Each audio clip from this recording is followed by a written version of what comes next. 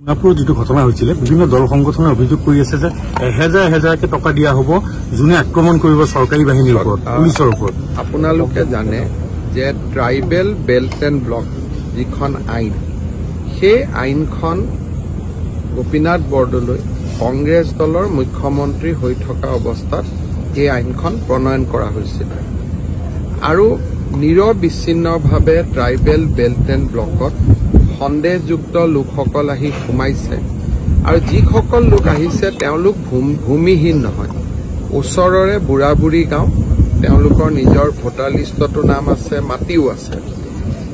তেওঁলোকে কৰে কি যে এনেকে তেওঁলোক লাহে লাহে ডিমৰীয়াত সোমাই আছিল আৰু ডিমৰীয়াত আহি আহি প্ৰায় 4,000 ভোট 5,000 ভোট তেওঁলোকে সৃষ্টি কৰি লৈছিলে। 2 বছৰ 3 বছৰ 4 বছৰ পিছত সেইটো এটা 20-25 হাজাৰৰ এটা ব্লক হৈ যায়।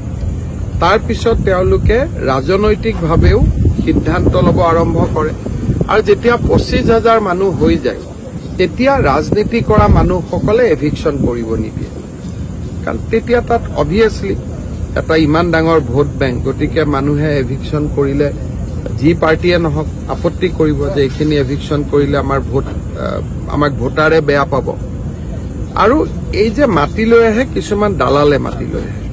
আমি সোণাপুৰত দালালখিনি আমি আইডেণ্টিফাই কৰিছো, তেওঁলোকক আমি এৰেষ্ট কৰিম। মানুহবিলাক নিজেও নাহে, অলপমান পইচা লৈ দালালবিলাকে আনি বহুৱাই দিয়ে। আৰু এই যিটো ট্ৰাইবেল বেল্ট এণ্ড ব্লক, এইটো গুৱাহাটীৰ নিচেই ওচৰত, গতিকে এই বেল্ট এণ্ড ব্লকটোত যদি এইটো অৱস্থা হৈছে, বাকী বেল্ট এণ্ড ব্লকত কেনেকুৱা অৱস্থা আমি নিজেই বুজি পাব পাৰোঁ। চৰকাৰে প্ৰচেষ্টা লৈ আছে আৰু যোৱাকালি গোটেই নিশা আমি একশ্যন লৈছোঁ। আজিও DGP তাত গৈছে, কালি এবাৰ সময় হ'লে ময়ো যাম আৰু আমি তাত ট্ৰাইবেল বেল্ট এণ্ড ব্লকত যিমানখিনি সন্দেহযুক্ত নাগৰিক আহিছে আমি গোটেইখিনি উচ্ছেদ কৰিম।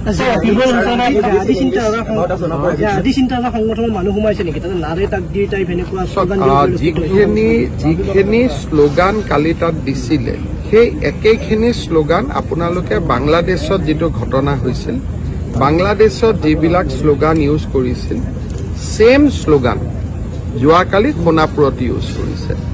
ৰেলগাড়ীও ৰখাই দিছে, আপ এণ্ড ডাউন কৰিব দিয়া নাই, ৰেলগাড়ী ৰখিছে। আৰু আপোনালোকে দেখিছে যে সৰু বাচ্চাৰ পৰা বয়সস্থলৈকে চবৰ হাততে লাঠি দা চবৰ হাততে আছিল। আৰু কালি যদি পুলিচ তাতে লগে লগে ৰিইনফৰ্চমেণ্ট নহলহেঁতেন বা গুলী নহলহেঁতেন, হয়তো বহুত ডাঙৰ ঘটনা এটা ঘটি গলহেঁতেন, অসমৰ হিষ্ট্ৰীত নোহোৱা ঘটনা এটা ঘটি গল।